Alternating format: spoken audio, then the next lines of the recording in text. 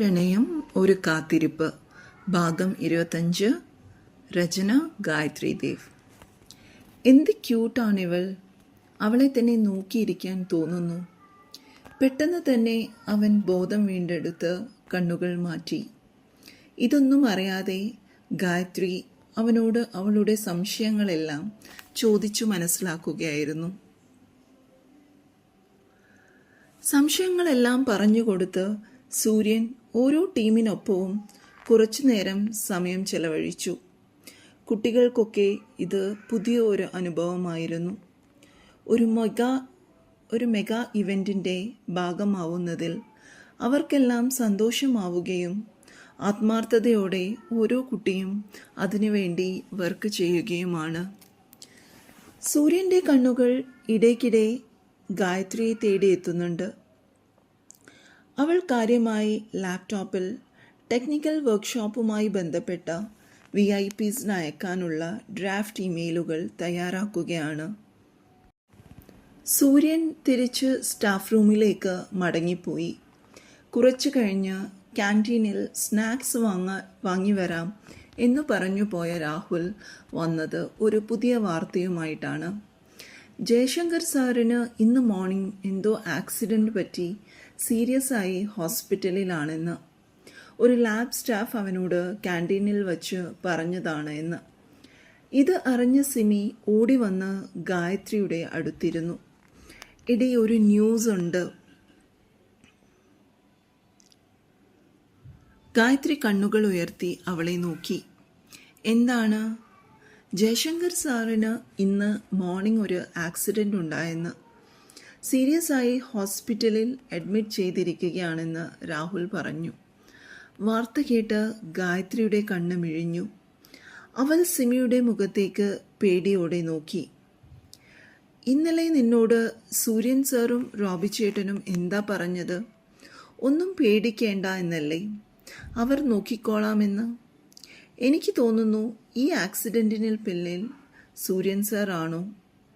അല്ലാതെ ഇങ്ങനെ ഒരു ആക്സിഡൻറ്റ് ഇപ്പോൾ എങ്ങനെ വരാനാണ്? സിമി പറഞ്ഞു നിർത്തി.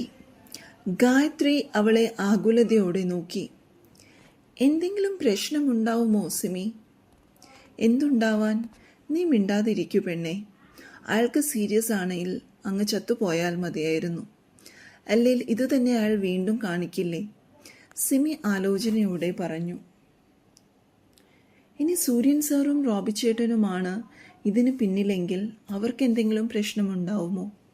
പോലീസ് എങ്ങാനും കണ്ടുപിടിക്കുമോ? ഗായത്രി ടെൻഷനോടെ പറഞ്ഞു. എടി, സൂര്യൻ സാർ അത്ര പൊട്ടനാണോ? സാറാണിത് ചെയ്തതെങ്കിൽ നിൽക്കാനും സാറിന് അറിയാതിരിക്കുമോ? എന്തായാലും സാറിന് നിന്നോട് മുടിഞ്ഞ പ്രണയമാണ്. സാറിൻ്റെ പെണ്ണിനെ ഒന്ന് തൊട്ടപ്പോൾ തന്നെ തൊട്ടവൻ്റെ കാര്യം അധോഗതി. സിമി പൊട്ടിച്ചിരിച്ചു. ഗായത്രിയുടെ ചുണ്ടിലും ഒരു ചെറു ചിരി മിന്നിമാഞ്ഞു. ഇവൾ പറയും പോലെ സാറിന് തന്നോട് ശരിക്കും പ്രണയമാണോ? അത് ആലോചിച്ചപ്പോഴേ അവൾ ബ്ലഷ് അടിച്ചു. ഗായത്രിയുടെ മുഖത്തേക്ക് ഉറ്റുനോക്കിയിരുന്ന സിമിക്ക് അത് കണ്ട് ചിരി വന്നു. സാറിനെ ആലോചിച്ചപ്പോൾ പെണ്ണിന് നാണം വരുന്നുണ്ടല്ലേ? ഞാൻ റോബിച്ചേട്ടനോട് വിളിച്ചു പറഞ്ഞാലോ? ഇവിടെ സ്റ്റുഡൻസൊക്കെ ഇങ്ങനെ ഒരു ന്യൂസ് പറയുന്നുണ്ട് എന്ന്. ചോദിച്ചു നോക്കാം, സിമി പറഞ്ഞു. ഗായത്രി ഫോൺ എടുത്ത് റോബിനെ വിളിച്ചു. റോബിൻ ഫോൺ എടുത്തു. എന്താ മോളെ, നീ കോളേജിലല്ലേ? ഇന്ന് ക്ലാസ് ഇല്ലേ? റോബിൻ ചോദിച്ചു. ക്ലാസ് ക്യാൻസൽ ചെയ്തിരിക്കുകയാണ് റോബിച്ചേട്ടാ. ടെക് ഫെസ്റ്റ് വരുന്നതിൻ്റെ പ്രിപ്പറേഷൻസ് ആണ്. ആണോ? റോബിച്ചേട്ടാ. ഗായത്രിയുടെ ശബ്ദം വീണ്ടും എത്തി. എന്താ മോളെ? അത് പിന്നെ ഇവിടെ കുട്ടികളൊക്കെ പറയുന്നു ജയശങ്കർ സാറിന് ആക്സിഡൻറ്റ് പറ്റി സീരിയസ് ആയി ഹോസ്പിറ്റലിലാണെന്ന്. ആണോ? റോബിൻ ഒന്നും അറിയാത്ത പോലെ ചോദിച്ചു. റോബിച്ചേട്ടന് ഇതേപ്പറ്റി എന്തേലും അറിയുമോ? എനിക്കോ? ഞാൻ എങ്ങനെ അറിയാനാ നിങ്ങളുടെ കോളേജിലെ കാര്യം? നിനക്ക് സൂര്യനോട് ചോദിച്ചുകൂടായിരുന്നോ? അത് ഞാൻ സാറിനോട് ചോദിച്ചാൽ സാറിന് ഇഷ്ടമായില്ലെങ്കിലോ എന്ന് വിചാരിച്ചിട്ടാ. ഓക്കെ, എന്നാൽ ചോദിക്കേണ്ട. അപ്പോൾ ചേട്ടനും സാറിനും ഇതേപ്പറ്റി ഒന്നും അറിയില്ലേ? ഇല്ലടി. ഓക്കെ ചേട്ടാ, സിമി എന്നോട് പറഞ്ഞു ചിലപ്പോൾ ഇത് സാറും റോബി ചേട്ടനും കൂടി ചെയ്തതായിരിക്കുമെന്ന്. ആഹാ, അതാരാ ഈ സിമി? എൻ്റെ ക്ലോസ് ഫ്രണ്ടാണ്. ആണോ? എന്നെ എല്ലാ കാര്യത്തിലും ഹെൽപ്പ് ചെയ്യുന്നത് അവളാ. ആയിക്കോട്ടെ, എന്നാ നിന്റെ ഫ്രണ്ടിനോട് പറഞ്ഞേക്കൂ, ഇനി ഞാൻ നിന്നെ കാണാൻ വരുമ്പോൾ അവളുടെ സംശയം തീർത്തു കൊടുത്തോളാമെന്ന്. അവൾ പാവമാണ് റോബി ചേട്ടാ, അവൾക്ക് അങ്ങനെ തോന്നിയതാ. ഞാനും വെറുതെ പറഞ്ഞതാടി. എൻ്റെ മോള് പോയി എന്നാ ടെക് ഫെസ്റ്റിൻ്റെ പണി ചെയ്തോ. ഒന്നും ആലോചിച്ച് ടെൻഷൻ അടിക്കണ്ട കേട്ടോ. സമാധാനമായി പോയി പണി ചെയ്യാൻ നോക്ക്. ഞാൻ ഓഫീസിൽ കുറച്ച് തിരക്കിലാണ്. ഓക്കെ ചേട്ടാ, ബൈ. അവർ വീണ്ടും ടെക് ഫെസ്റ്റിൻ്റെ ജോലികളുമായി ക്ലാസ്സിലിരുന്നു. ഗായത്രിക്ക് വല്ലാത്ത സമാധാനം തോന്നി. എന്തായാലും ഇനി പെട്ടെന്നൊന്നും അയാളുടെ ശല്യമുണ്ടാവില്ലല്ലോ. റോബി ചേട്ടൻ എന്തോ മറച്ചു വച്ചതുപോലെയാണോ സംസാരിച്ചത്? അവളൊന്ന് സംശയിച്ചു. പിന്നെ വീണ്ടും അവൾ പണികളിൽ മുഴുകി. വൈകുന്നേരം ഒരു 4 മണിയായപ്പോൾ സൂര്യൻ വന്ന് കുട്ടികളെല്ലാം വർക്ക് ചെയ്യുന്നുണ്ടോ എന്ന് വന്ന് നോക്കി. ക്ലാസ് റൂമിൽ പല ഗ്രൂപ്പുകളും കൊണ്ട് പിടിച്ച് വർക്ക് ചെയ്യുന്നുണ്ട്. സൂര്യൻ്റെ കണ്ണുകൾ ഗായത്രിക്കായി ഒന്ന് പരതി. അവളുടെ കൂടെ എംടെക്കിലെ സീനിയർ പയ്യൻ നീരജാണ് ഇരിക്കുന്നത്. അവൻ അവളോട് എന്തെല്ലാമോ പറഞ്ഞു കൊടുക്കുന്നുണ്ട്. ഗായത്രി തലയാട്ടുകയും ഇടയ്ക്ക് അവനോട് സംസാരിക്കുകയും ചെയ്യുന്നുണ്ട്. സൂര്യൻ്റെ ഉള്ളിൽ എന്തിനെന്നറിയാതെ ഒരു അസ്വസ്ഥത പരന്നു. സൂര്യൻ കടന്നു വന്നതൊന്നും കുട്ടികൾ അറിഞ്ഞിട്ടില്ല. സിമിയും ശ്രുതിയും ഇരുന്ന് എന്തൊക്കെയോ ചെയ്യുന്നുണ്ട്. രാഹുൽ വേറെ ഒരു ഗ്രൂപ്പിലാണ് ഇരിക്കുന്നത്. സൂര്യൻ വീണ്ടും ഗായത്രിയെ നോക്കി. നീരജ് അവളോട് പെരുമാറുന്ന രീതി കണ്ടപ്പോൾ അവന് ഗായത്രിയോട് ഒരു ഇഷ്ടമുള്ളതുപോലെ സൂര്യന് ഫീൽ ചെയ്തു. അവൻ്റെ മുഖത്തേക്ക് ദേഷ്യം ഇരച്ചു കയറി. Silence please. അവൻ്റെ ശബ്ദം ആ റൂമിൽ ഉച്ചത്തിൽ മുഴങ്ങിക്കേട്ടു. ഉടനെ തന്നെ സ്റ്റുഡൻസ് എല്ലാം എഴുന്നേറ്റ് നിന്ന് അവനെ വിഷ് ചെയ്തു. കടുത്ത മുഖത്തോടെ സൂര്യൻ ഓരോ ഗ്രൂപ്പിൻ്റെയും അടുത്ത് ചെന്ന് അവരുടെ അന്നത്തെ വർക്ക് പ്രോഗ്രസ് ചോദിച്ചു മനസ്സിലാക്കി വേണ്ട നിർദ്ദേശങ്ങൾ കൊടുത്തു. അവസാനമായാണ് അവൻ ഗായത്രിയുടെ ടീമിൻ്റെ അടുത്ത് എത്തിയത്. നീരജും മറ്റു ടീം അംഗങ്ങളും പറയുന്നത് സൂര്യൻ ശ്രദ്ധിച്ചു. ഗായത്രി സംസാരിക്കാൻ ശ്രമിച്ചപ്പോഴൊന്നും സൂര്യൻ അവളെ ശ്രദ്ധിച്ചില്ല. പെണ്ണിൻ്റെ മുഖത്ത് വിഷമം നിറഞ്ഞത് സൂര്യൻ ശ്രദ്ധിച്ചു. അവൻ്റെ ഉള്ളിൽ വല്ലാതെ കുസൃതി നിറഞ്ഞു. കുറച്ച് വിഷമിക്കട്ടെ. ആ ചെറുക്കൻ്റെ കൂടെ കുറേ നേരമായി അവൾ ടൈം സ്പെൻഡ് ചെയ്യുന്നു.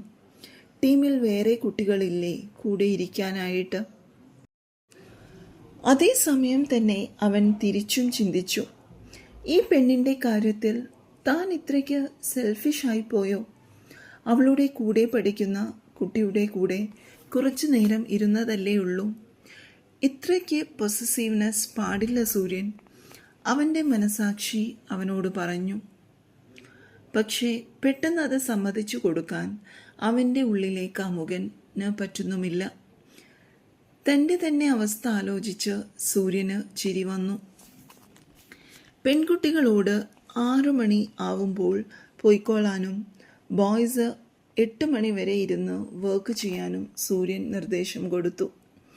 പെൺകുട്ടികൾ 6 മണി വരെ ഇരിക്കുന്നത് കൊണ്ട് 2-3 ലേഡീസ് സ്റ്റാഫും മേൽത്തോട്ടത്തിനായി ഡിപ്പാർട്ട്മെൻറ്റിലുണ്ട്. അതിൽ പ്രായമുള്ള 2 പേർ ശ്രീജ ടീച്ചറും ലക്ഷ്മി മാഡവുമാണ്. വേറെ ഒരു ടീച്ചർ ഹോസ്റ്റലിൽ താമസിക്കുന്ന ഒരു ടീച്ചറാണ്. ജാനകി എന്നാണ് പേര്. ആളൊരു ജാടക്കാരിയാണ്. കാണാൻ ഒരു ഭംഗിയൊക്കെ ഉണ്ടെങ്കിലും മാം മൊത്തം മേക്കപ്പിലാണ്. ടീച്ചറിൻ്റെ കല്യാണം കഴിഞ്ഞിട്ടുമില്ല. 28 വയസ്സുണ്ട്. ടീച്ചർക്ക് സൂര്യൻ സാറിൻ്റെ മേൽ ഒരു നോട്ടമുണ്ട്. അവൻ്റെ എടുപ്പും പേഴ്സണാലിറ്റിയും ഒക്കെ ജാനകി ടീച്ചറെ വല്ലാതെ മോഹിപ്പിച്ചിരിക്കുകയാണ്. അതുകൊണ്ട് തന്നെ സൂര്യൻ ഈവനിങ്ങിൽ കുറച്ച് കൂടുതൽ നേരം ടെക് ഫെസ്റ്റുമായി ബന്ധപ്പെട്ട് കോളേജിൽ സ്റ്റേ ചെയ്യണമെന്ന് റിക്വസ്റ്റ് ചെയ്തപ്പോൾ വളരെ സന്തോഷത്തോടെ ജാനകി മാം സമ്മതിക്കുകയാണ് ഉണ്ടായത്. ജാനകി ടീച്ചർ ഈ സമയം സ്റ്റുഡൻസ് വർക്ക് ചെയ്തുകൊണ്ടിരിക്കുന്ന ഹാളിലേക്ക് വന്ന് എല്ലാവരെയും മോണിറ്റർ ചെയ്യുകയാണ്. അവരുടെ മെയിൻ ഉദ്ദേശം ആണും പെണ്ണും ഒരുമിച്ചിരിക്കുന്നുണ്ടോ സംസാരിക്കുന്നുണ്ടോ എന്നൊക്കെ കൈയോടെ പിടികൂടുക എന്നാണ്. ഇതൊന്നും സൂര്യൻ അവരെ ഏൽപ്പിച്ചിട്ടില്ല. പകരം ഒരുപാട് ഗേൾസ് വൈകുന്നേരം വൈകി വർക്ക് ചെയ്യുന്നതുകൊണ്ട് അവർക്കെന്തെങ്കിലും ആവശ്യങ്ങൾ വന്നാൽ ലേഡീസ് ടീച്ചേഴ്സിൻ്റെ സഹായം ഉപയോഗപ്പെടുത്തുക എന്ന് മാത്രമേ സൂര്യൻ ഉദ്ദേശിച്ചിട്ടുള്ളൂ. ജാനകി ടീച്ചർ നേരെ ഹാളിലേക്ക് കയറി വന്ന് അവിടെ ആകമാനമൊന്ന് വീക്ഷിച്ചു. നോക്കുമ്പോൾ ഗായത്രിയും നീരജും അടുത്തടുത്തിരുന്ന് അവരുടെ ലാപ്ടോപ്പിൽ വർക്ക് ചെയ്യുന്നുണ്ട്. ഇടയ്ക്ക് നീരജ് അവളോട് സംസാരിക്കുന്നതും ജാനകിയുടെ ശ്രദ്ധയിൽപ്പെട്ടു. ഗായത്രി, ദേഷ്യത്തോടെ അവളുടെ പേര് വിളിച്ച് ജാനകി അവരുടെ നേർക്ക് ചെന്നു. ഗായത്രി പേടിയോടെ എഴുന്നേറ്റു. മാം, തനിക്ക് ബോയ്സിൻ്റെ കൂടെ ഇരുന്ന് പണി ചെയ്താലേ പണി വരുള്ളൂ. അവരുടെ ചോദ്യം കേട്ട് ഗായത്രി വിളറി. നീരജിൻ്റെ മുഖത്തും അവരുടെ ചോദ്യം കേട്ടതിൻ്റെ അനിഷ്ടം പ്രകടമാണ്. മാം, ഞാനൊന്നും ചെയ്തില്ല മാം. നീ ഇവിടെ ചിരിച്ച് കൊഞ്ചിക്കുഴയുന്നത് ഞാൻ കണ്ടതല്ലേ? ടെക് ഫെസ്റ്റിൻ്റെ പേരും പറഞ്ഞ് ഇതൊക്കെയാണ് ഇവിടെ നടക്കുന്നത്. ഓരോ പെൺപിള്ളേർ ഒരുമ്പിട്ടിറങ്ങിയാൽ എന്താ ചെയ്യുക? ജാനകിയുടെ വാക്കുകൾ അവളെ വല്ലാതെ വിഷമിപ്പിച്ചു. അവരോട് പറഞ്ഞിട്ട് ഒരു കാര്യവുമില്ല എന്ന് ഗായത്രിക്ക് തോന്നി. സമയം 5:30 ആയില്ലേ? ഇനി ബാക്കി പണിയൊക്കെ വീട്ടിൽ പോയി ചെയ്താൽ മതി, ജാനകി കൽപ്പിച്ചു. ഗായത്രി തലയാട്ടിക്കൊണ്ട് അവളുടെ ലാപ്ടോപ്പ് ക്ലോസ് ചെയ്തു. ജാനകിക്കാണെങ്കിൽ ഗായത്രിയോട് ഒരു വല്ലാത്ത ഇഷ്ടക്കേടും തോന്നുന്നുണ്ട്. അത് അവളുടെ സൗന്ദര്യം കണ്ടായിരുന്നു. തന്നെപ്പോലെ യാതൊരു മേക്കപ്പും മുഖത്തില്ല. ഏതൊരു ആൺകുട്ടിയും അവളെ ഇഷ്ടപ്പെട്ടു പോവും. ജാനകി ഈർഷ്യയോടെ അവളെ നോക്കി. ഗായത്രിയുടെ കണ്ണ് നിറഞ്ഞിട്ടുണ്ട്. ഗായത്രി എഴുന്നേറ്റത് കണ്ട് സിമിയും അവളുടെ ബാഗ് എടുത്ത് ഇറങ്ങി. സൂര്യൻ സാർ അവളോട് മിണ്ടാതെ പോയതുകൊണ്ട് തന്നെ കുറച്ച് വിഷമത്തിലായിരുന്നു ഗായത്രി. അപ്പോഴാണ് ജാനകി മാമിൻ്റെ പഴിചാരലും എല്ലാം കൂടി ഗായത്രിക്ക് ഉള്ളു വിങ്ങി. ഹോസ്റ്റലിലേക്ക് നടക്കുമ്പോൾ അവൾ നിശബ്ദയായിരുന്നു. എടി സാരമില്ല, നമുക്ക് അറിയില്ലേ ആ പുട്ടിഭൂതത്തിനെ. അവർക്ക് ആണും പെണ്ണും ഒരുമിച്ചിരിക്കുന്നത് കണ്ടാൽ മറ്റേത് മാത്രമേ അറിയുള്ളൂ. അവരുടെ ക്യാരക്ടർ അങ്ങനെയാണ്. അതിന് നമുക്കൊന്നും ചെയ്യാൻ പറ്റില്ല. നീ വെറുതെ വിഷമിക്കാതെ. നിറഞ്ഞു വന്ന കണ്ണുകൾ ഗായത്രി തുടച്ചു. പോട്ടടി, ബസ് സ്റ്റോപ്പിൽ എത്തിയപ്പോൾ സിമി പറഞ്ഞു. നീ അതൊന്നും ഓർത്ത് വിഷമിക്കേണ്ട. ഇല്ല, ബൈ, നാളെ കാണാം കേട്ടോ. സിമി യാത്ര പറഞ്ഞുപോയി. ഹോസ്റ്റലിലേക്ക് നടക്കുമ്പോൾ ഗായത്രിയുടെ കണ്ണുകൾ നിറഞ്ഞൊഴുകി. താൻ എന്തിനാണ് ഇങ്ങനെ ഇമോഷണൽ ആവുന്നത് എന്ന് അവൾ തന്നെ ചിന്തിച്ചു. ജാനകി മാം വഴക്ക് പറഞ്ഞതാണോ? അതോ സൂര്യൻ സാർ മിണ്ടാതെ പോയതോ? സാറിൻ്റെ മുഖത്ത് എന്തോ കാഠിന്യമുണ്ടായിരുന്നു. തൻ്റെ മുഖത്തേക്ക് ഒന്ന് നോക്കിയത് പോലുമില്ല. എന്തായിരിക്കും ദേഷ്യം വന്നത്? താൻ എന്തെങ്കിലും തെറ്റ് ചെയ്തോ? സാറിൻ്റെ സജഷൻസ് എല്ലാം ഇൻക്ലൂഡ് ചെയ്ത വർക്ക് പ്ലാനൊക്കെ സാറിന് ഇഷ്ടമായതാണല്ലോ. പിന്നെ പെട്ടെന്ന് എന്തു പറ്റി? ഈ സമയം സൂര്യൻ കുട്ടികൾ വർക്ക് ചെയ്യുന്ന ഹാളിലേക്ക് വീണ്ടും വന്നു. സമയം 6 മണിയോടടുക്കുന്നു. അവൻ്റെ കണ്ണുകൾ ഗായത്രിക്കായി പരതി. അവളോട് ഒന്ന് സംസാരിക്കാം എന്ന് വെച്ചാണ് അവൻ ഇപ്പോൾ വീണ്ടും വന്നത്. നേരത്തെ പെണ്ണിൻ്റെ മുഖത്തെ വിഷമം താൻ കണ്ടിരുന്നതാണ്. പാവമാണ് അവൾ, ഒരു തൊട്ടാവാടി. താൻ ചിന്തിച്ചത് വളരെ മോശമായിപ്പോയി.